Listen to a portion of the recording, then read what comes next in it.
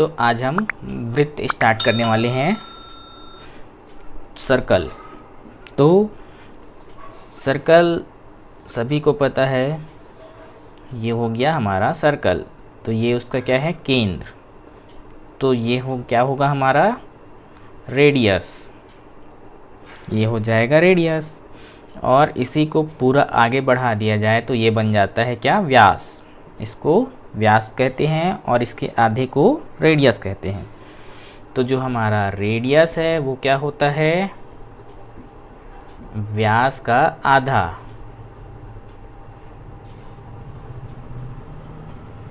व्यास का आधा रेडियस, ठीक है। तो इसकी परिधि किसे कहते हैं, तो ये हो गया रेडियस।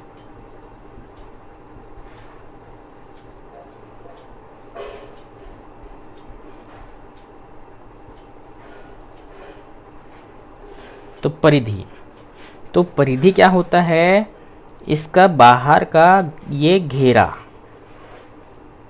ठीक है। तो इस घेरा को हम यहाँ से स्टार्ट करके पूरा इस तरह से इसको नापे तो ये हमारा इसका परिधि होगा। तो परिधि को कैसे नापेंगे, तो 2 पाई इंटू आर, या तो इसको मैं स्मॉल आर बना देता हूँ, तो दोनों एक लगेगा इसलिए इसे मैं बड़ा बना रहा था, ठीक है। तो इसको मैं बड़ा ही लिख देता हूँ, तो यहाँ से भी चलो, तो ये बन गया हमारा परिधि, ठीक है। तो ये कैसे हुआ, देखो, पाई का मतलब क्या होता है, पाई का मतलब होता है 180 अंश।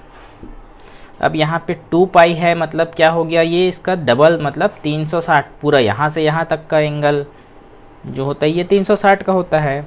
तो देखो, अब इसको हम एंगल के साथ यहाँ से शुरू करते हैं। यहाँ से मान लो 0, तो 0 से यहाँ पे है, तो इसको 0 से फिर इधर बढ़ाए तो यहाँ से यहाँ तक बढ़ा, फिर 90 डिग्री किए तो यहाँ तक पहुँचेगा, ठीक है। तो 90 डिग्री, अगर इसको मैं 90 लेता हूँ तो यहाँ से यहाँ तक का हमें इसका वैल्यू पता चलेगा, इस यहाँ से यहाँ तक की लंबाई। अब मैं इसको सिंगल पाई कर देता हूँ, तो देखो 90 में यहाँ तक का था, अब सिंगल पाई मतलब यहाँ तक आ गया 180 अंश। यहाँ से यहाँ ये पूरा 180 होगा, तो यहाँ तक आ गया।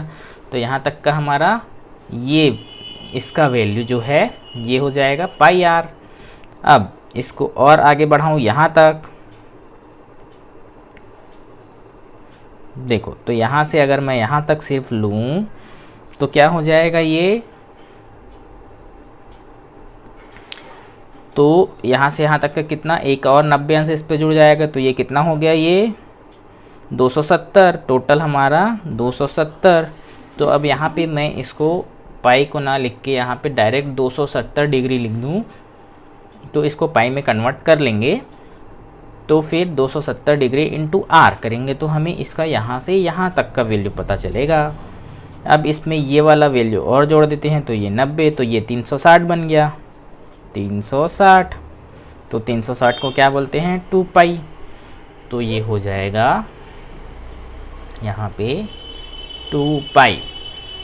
तो इस तरह से इसकी परिधि होती है 2 पाई आर, मतलब उसके चारों तरफ का घेरा, ठीक है। तो अब वृत्त का क्षेत्रफल देखते हैं।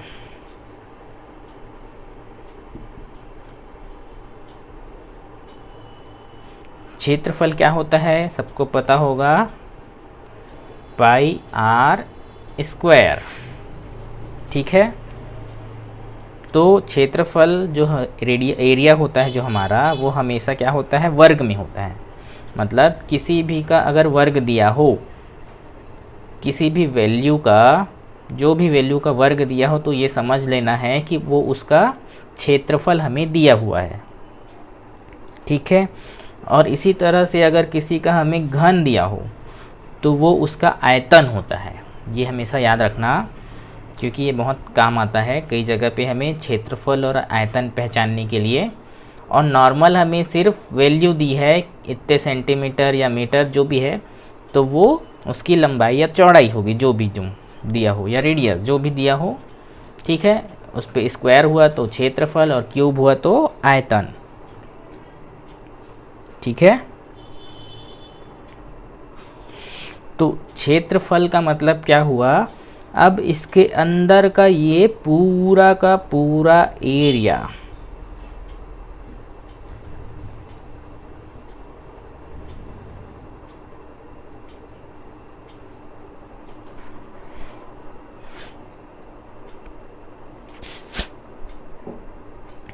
ठीक है। तो देखो इसको पाई आर स्क्वायर को कैसे लिए हैं, तो देखो तो ये एक वृत्त बन गया, ये केंद्र। तो देखो पहले हमें पाई बोला है, मतलब क्या हो गया 180 अंश। तो 180 अंश क्या होगा, इसको मैं यहाँ से यहाँ तक खींच दूँ तो यहाँ से अगर मैं शुरू करूँ तो ये पूरा हो जाएगा 180 अंश। तो पहले मैं इस एरिया को यहाँ से यहाँ तक का नाप लेता हूँ। तो अगर ये हो गया 180 अंश,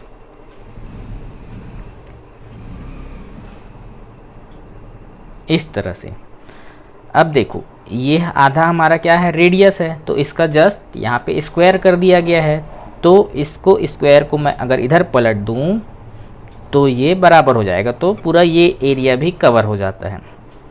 तो इस तरह से इसके क्षेत्रफल को इजी तरीके से समझ सकते हैं। तो ये पूरा एरिया फिर कवर हो गया, इसलिए इस पे हम 2 पाई नहीं लेते हैं, सिर्फ पाई आर स्क्वायर करते हैं। ठीक है, तो चलिए इस पे एक और चीज़ देखते हैं कि अगर कोई वृत्त दिया हुआ है और उस पे कोई जीवा खींची हुई है, ये जीवा, तो ये क्या होगा, इस वाले खंड को हम क्या कहते हैं, वृत्त का बड़ा खंड हो जाएगा, ये बड़ा खंड, और ये जो है छोटा खंड। ठीक है,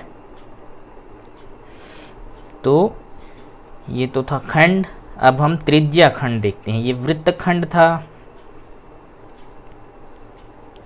देखो जैसे परिधि समझ में आ गया ना, तो अब देखते हैं, ये वृत्त बन गया। अब त्रिज्या खंड, जैसे ये त्रिज्या है r और ये त्रिज्या, तो इन दोनों के बीच का ये चाप, तो चाप कैसे निकालते हैं, इसी को कहते हैं त्रिज्या खंड। त्रिज्या खंड, ठीक है। तो देखो ये चाप की जो लंबाई है यहाँ से यहाँ तक की, तो ये कैसे निकालते हैं वो देखते हैं। तो देखो सबसे पहले इसका आसान तरीका है, अगर इसको समझ गए तो कभी नहीं भूलोगे। तो देखो यहाँ से यहाँ तक का हमारा कोण कितना है, मान लेते हैं थीटा, ठीक है। और ये पूरा का पूरा कोण कितना है, 360, ठीक है। तो अगर इस पूरे कोण में मैं सिर्फ इस भाग को लूँ तो इसे कैसे लेंगे, तो ये हो जाएगा थीटा बटे 360। अगर मैं कर देता हूँ तो हमें सिर्फ ये वाला कोण का भाग मिलेगा, ठीक। तो ये हो गया।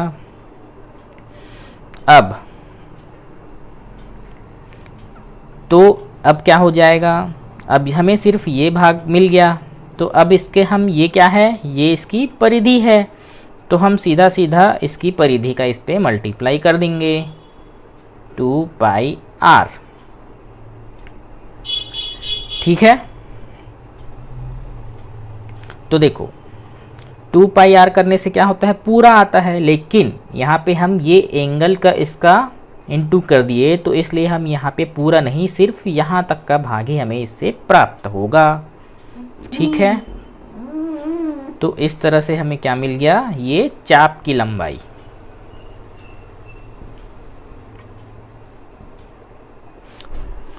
तो देखो ये तो था हमारा चाप की लंबाई। अब क्या देखते हैं, इसका क्षेत्रफल। तो इस भाग का अगर क्षेत्रफल हमें निकालना है तो same process, theta by 360 into pi r square.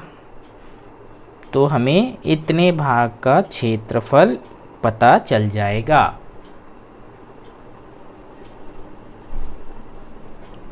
ठीक है,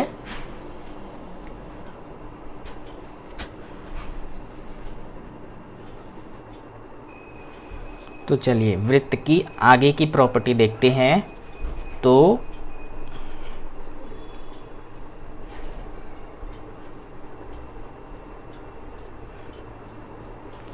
देखो, अगर मान लो दो वृत्त हमें दिए हैं और दोनों मान लेते हैं सर्वांग सम है,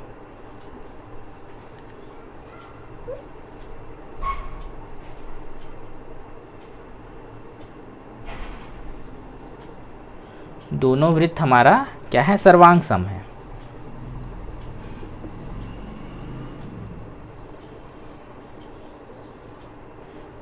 ठीक है, तो अगर दोनों का हमारा चाप की लंबाई दिया हुआ है, अगर दोनों की चाप की लंबाई हमें बराबर दी हो, ठीक है, तो वृत्त के केंद्र से उन दोनों को हम मिला देते हैं। मान लो ये पी क्यू है और ये आर एस। ठीक है, यदि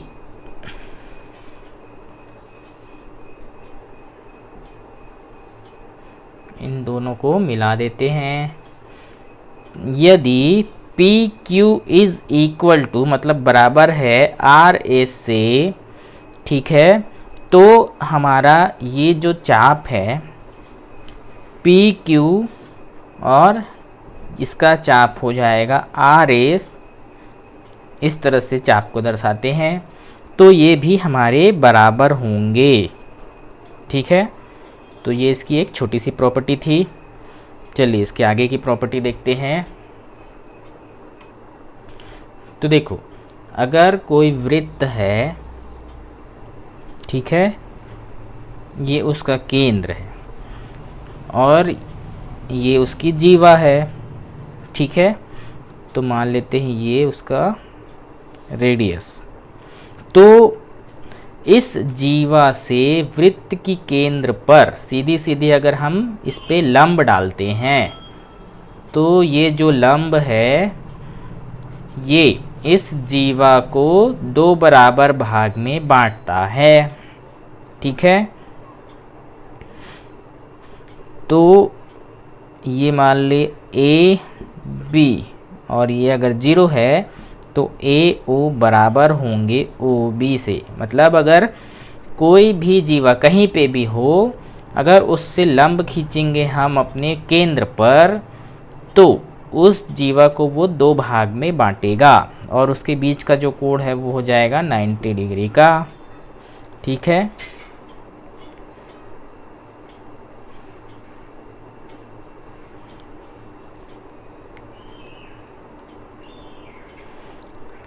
तो चलिए इसमें अब हम अपने अगले प्रॉपर्टी की ओर बढ़ते हैं।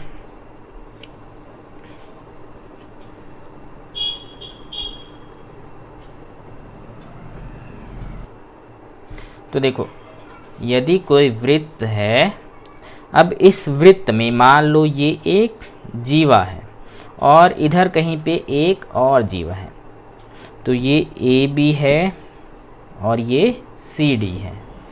ठीक है, तो अगर इसकी लंबाई और इसकी लंबाई, दोनों की लंबाई अगर बराबर है, ठीक है, अगर हमारा ए बी बराबर है सी डी के, मतलब दोनों जीवा जो हमारी हैं वो बराबर हैं, तो वृत्त के केंद्र से जीवा पर जो लंब डाला जाएगा उसकी दूरी भी हमारी बराबर होगी। ठीक है, तो ये जो है ये O मान लेते हैं, तो ये P और ये R, तो ये OR बराबर होगा OP के। अगर जीवा बराबर है तो उनके केंद्र से बीच की दूरी भी बराबर होती है। जीवा बराबर तो केंद्र से दूरी भी बराबर होगी। ठीक है।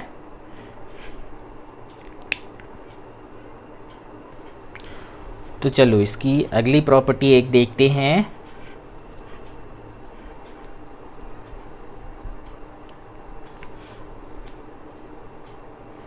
तो देखो, यदि कोई वृत्त दिया हुआ हो इस तरह से और इस पे कोई कोण त्रिभुज बन रहा है, इस तरह से त्रिभुज दिया हो,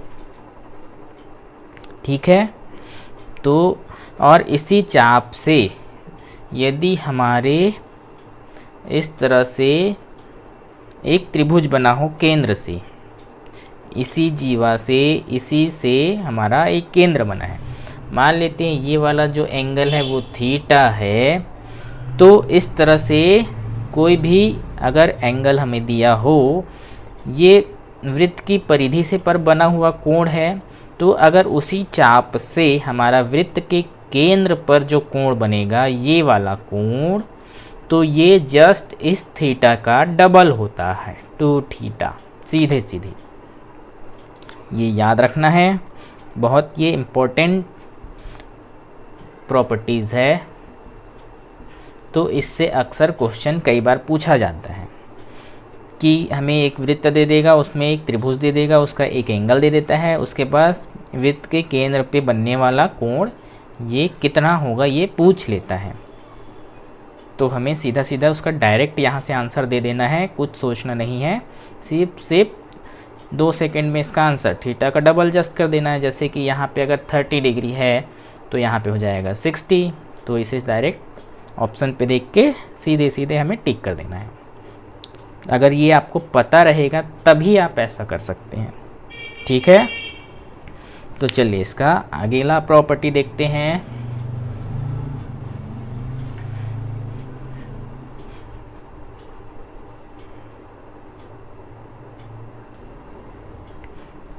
तो देखो, जो अगला प्रॉपर्टी है, अगर मान लो ये एक वृत्त है, ठीक है। तो ये केंद्र, अब इस वृत्त को अगर मैं आधा कर दूं, ठीक है, तो इस अर्धवृत्त से बनने वाला जो कोण है, चाहे यहाँ से बनाए इस तरह से या फिर यहाँ से इस तरह से, जैसे भी बनाए, तो हमारा जो ये कोण बनता है ये हमेशा 90 डिग्री का होता है, ठीक है। ये हमेशा 90 डिग्री का होता है। तो ये अर्धवृत्त पर बनने वाला कोण क्या हो गया, ये 90 डिग्री।